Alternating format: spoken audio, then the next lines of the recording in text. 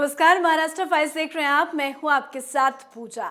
एकनाथ शिंदे और बीजेपी की सरकार एक के बाद एक शरद पवार, उद्धव ठाकरे, कांग्रेस को झटके पर झटके दे रही है और अब एक बार फिर से महाराष्ट्र सरकार ने ऐसा फैसला लिया है जो महाराष्ट्र की पिछली महाविकास अघाड़ी सरकार के मुंह में करारा तमाचा है। एकनाथ शिंदे और देवेंद्र फडणवीस की सरकार ने महाराष्ट्र के ग्रामीण इलाकों में 850 करोड़ रुपए की विकास परियोजनाओं को रद्द कर दिया।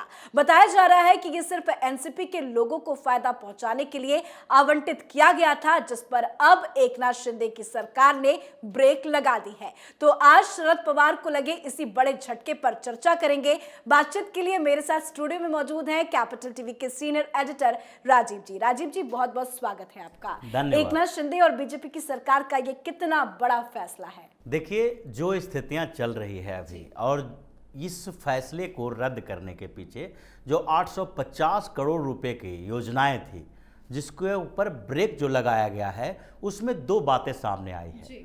चूंकि एकनाथ शिंदे अभी सीएम हैं, लेकिन उद्धव ठाकरे, एनसीपी, कांग्रेस की जब सरकार थी तो वो भी मिनिस्टर थे।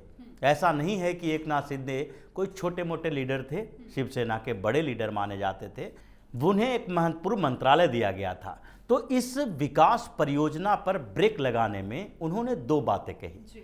एक बात जो कही है वो ये है कि जो महाविकास अघाड़ी के समय जो भी डेवलपमेंटल प्रोजेक्ट थे और जिसके पैसे दिए जा रहे थे, वो सिर्फ और सिर्फ एक मात्र शरद पवार के इशारों पर किया जा रहा था।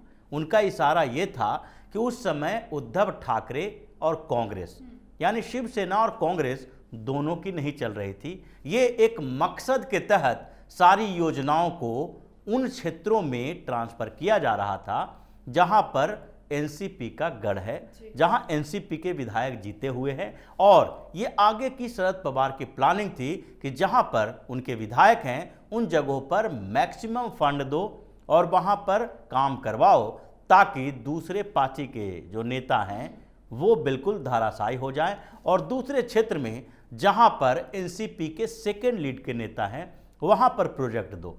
तो ये पहला संकेत तो ये मिला है कि जो भी सरकार महाविकास अघाड़ी की चल रही थी, उस समय शरद पवार सुपर सीएम थे। एक एक फैसला उद्धव ठाकरे को शरद पवार के इशारे पर लेना पड़ता था। दूसरी बात उन्होंने जो कही है इस फैसले के बाद कि 850 करोड़ रुपया क्यों अटकाया गया। ऐसा नहीं है कि ये जो डेवलपमेंटल प्रोजेक्ट हैं वो प्रोजेक्ट बिल्कुल खत्म हो जाएंगे, लेकिन वो उसके अलावा जो उसके दूसरे प्रोजेक्ट हैं वो वहाँ पर लाया जाएगा, क्योंकि इसमें 1 अप्रैल 2021 को ऑर्डर पास किए गए थे। वर्क ऑर्डर अभी तक रिलीज नहीं किया गया था, लेकिन ठेके मिल गए थे। अब इनका कहना है कि जो अघाड़ी सरकार ने गलतियां की है उसको हम सुधार रहे हैं। तो जो ठेके मिले थे उसे भी अब रद्द कर दिया गया होगा? बिल्कुल, यही बात है कि मेन जो ठेकेदारी थी वो एनसीपी के नेताओं को फायदा पहुंचाने वाले थे। ये शरद पवार का पूरा जो नेटवर्क है वो इसमें सक्रिय था। 850 करोड़ में कम से कम तो 100-150 करोड़ रुपया तो इन लोगों के वही ठेकेदारी वाले कमीशन के तौर पर ही मिलने थे। तो क्या विकास परियोजना के नाम पे एक और घोटालेबाजी की साजिश रची जा रही थी? बिल्कुल, घोटाला तो है ही। विकास परियोजनाओं में जिस तरीके से दो तरफा कार्रवाई की गई है, इससे पहले जब सरकार गिरने वाली थी उद्धव ठाकरे की, जब विधायक बागी हो गए थे और उस समय जब पूरी तरह से तय था कि ये सरकार नहीं चलेगी, उद्धव ठाकरे इस्तीफा नहीं दे रहे थे और इस्तीफा नहीं देने के लिए भी शरद पवार ने कहा था। शरद पवार, सुप्रिया सुले 2 बार मुलाकात किए उस बीच मातोश्री में जाकर उद्धव ठाकरे से, और उन्होंने कहा कि अभी इस्तीफा देने की जरूरत नहीं है। मीडिया से भी बोला और उस समय लगातार करीब करीब 940 रिजोल्यूशन जो गवर्नमेंट के थे वो पास किए गए, जिसके ऊपर बाद में हंगामा खड़ा हुआ। राज्यपाल को लेटर लिखा गया कि ऐसे समय में जब सरकार गिरने वाली है तो आप ये रिजोल्यूशन पारित कैसे कर रहे हैं, क्योंकि ये जो हजारों 940 के बाद दूसरे खेप में और रिजोल्यूशन पारित किए गए थे, ये कोई सरकारी आदेश जो थे वो दूसरे कोई बड़े प्रोजेक्ट को लेकर नहीं थे।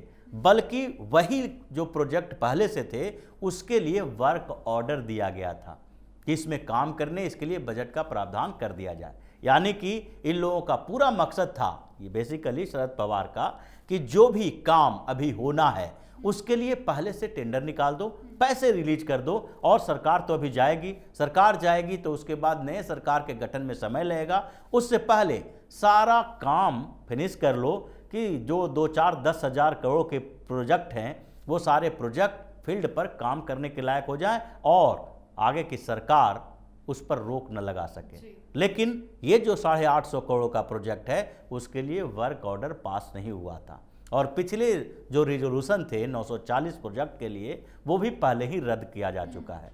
तो ये पूरी प्रक्रिया जो है वो शरद पवार के इशारे पर चल रही थी, और महाविकास अघाड़ी की जो सरकार थी उसमें न कांग्रेस के पास, न कांग्रेस के हाथों में कुछ था और न ही उद्धव ठाकरे के हाथों में।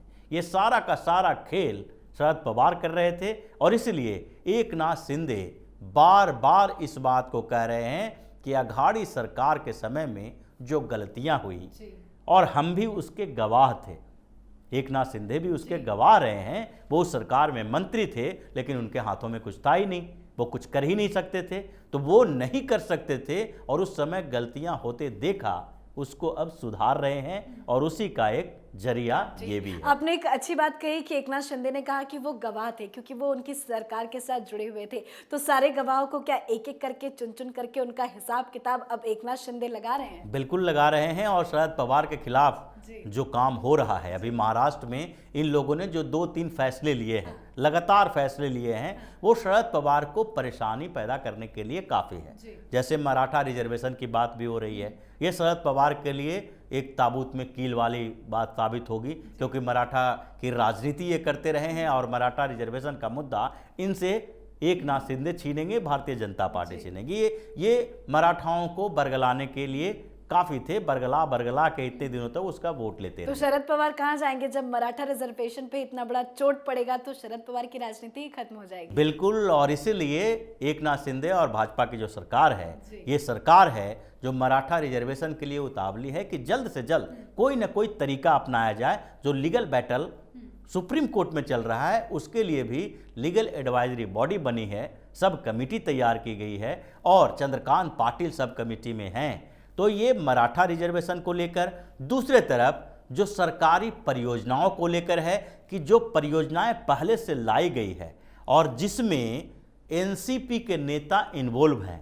तो पहला मामला है कि जब जहां जहां अभी वर्क ऑर्डर नहीं है वहां उस प्रोजेक्ट को कैंसिल करो, जहां के लिए वर्क ऑर्डर है वहां पर उन परियोजनाओं में जो करप्शन हुआ है उसकी जांच करो।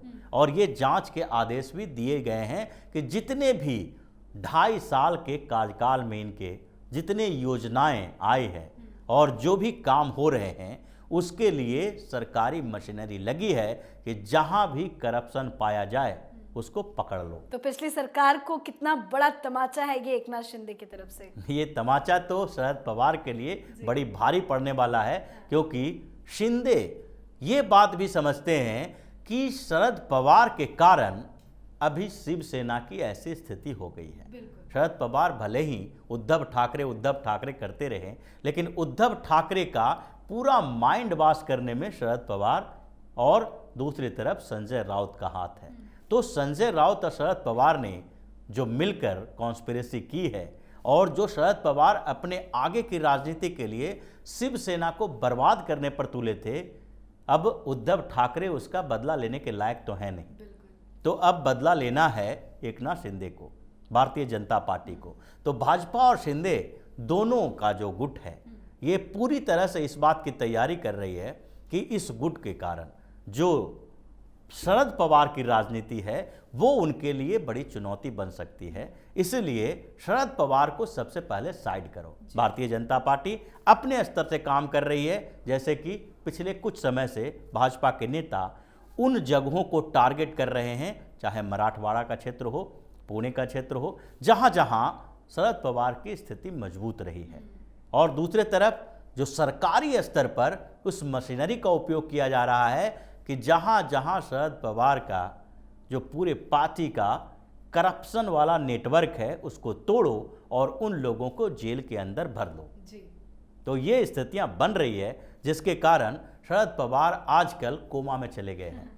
वो बहुत कम बातचीत अगला करते नंबर हैं। लगता है अब वो शरद पवार का ही है। अजीत पवार और शरद पवार दोनों का अगला नंबर आने वाला है। जी, बहुत बहुत शुक्रिया समझाने के लिए। धन्यवाद। तो एकनाथ शिंदे और बीजेपी सरकार का ये बहुत बड़ा फैसला है। महाराष्ट्र सरकार ने ग्रामीण इलाकों में 850 करोड़ रुपए की विकास परियोजनाओं को रद्द कर एनसीपी को बहुत बड़ा झटका दिया है। ज्यादातर बुनियादी सुविधाओं से संबंधित परियोजनाओं को 1 अप्रैल 2021 के बाद मंजूरी दी गई थी, लेकिन कार्य आदेश जारी किया जाना बाकी था, जिस पर बड़ा फैसला लिया गया।